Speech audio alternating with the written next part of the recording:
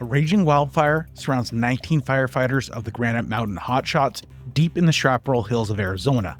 The relentless afternoon heat blasts down on their backs, and the acrid smoke burns their lungs. They find themselves suddenly trapped as if the wind and fire had a malevolent spirit, encircling them on every side. Their only hope was to deploy their thin aluminum foil shelters and hope that the fire isn't too strong. Outside of the shelter would have truly been apocalyptic.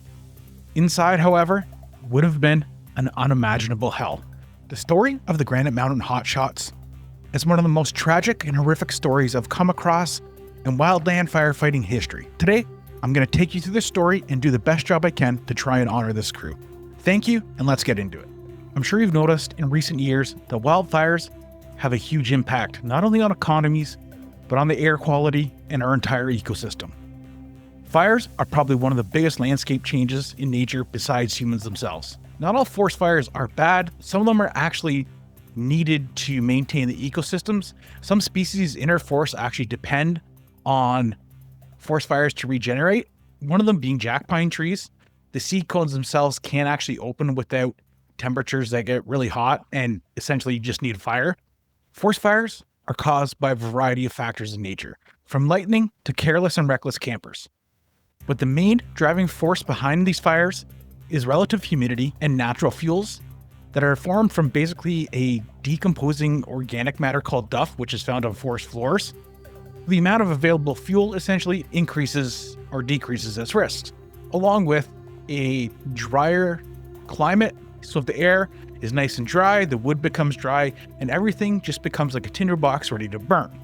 And you combine that with bad winds and maybe some lightning strikes, and you literally have the perfect storm for some really intense forest fires.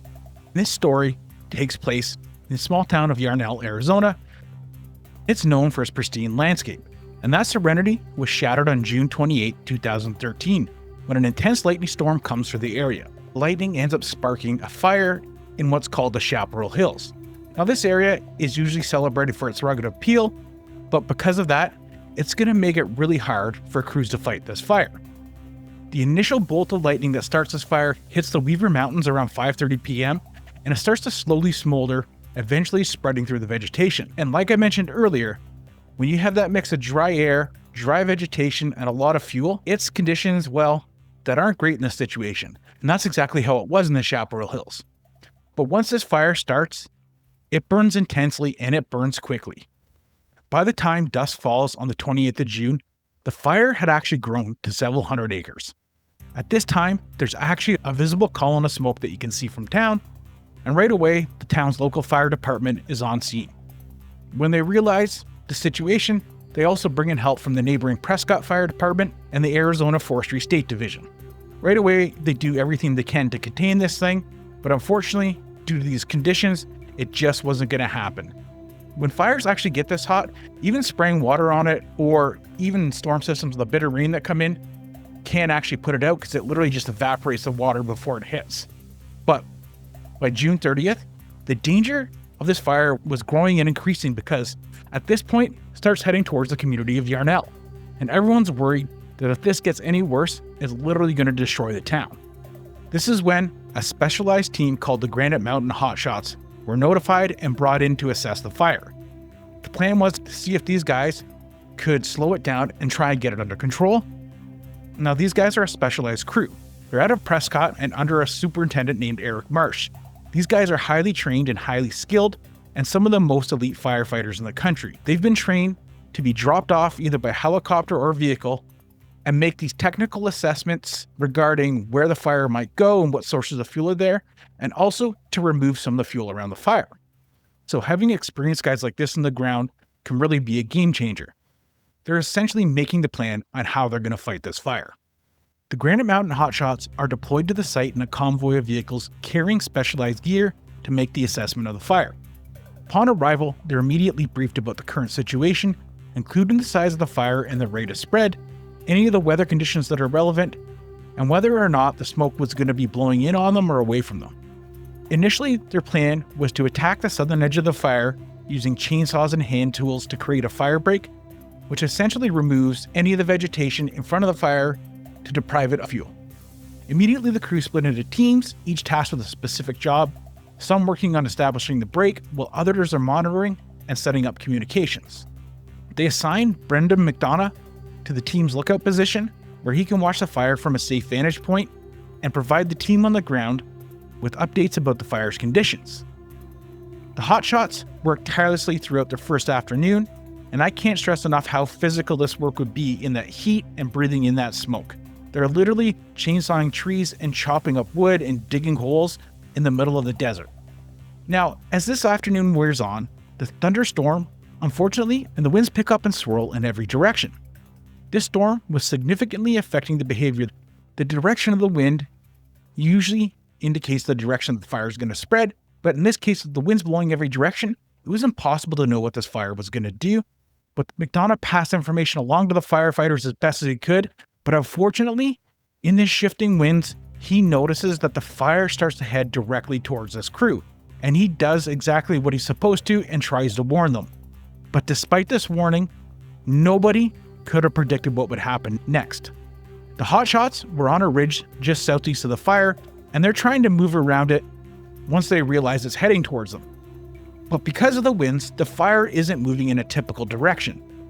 And as they try to get around it, the wind changes again, and it actually shifts the fire into heading directly towards them, and this time it's picked up even more speed.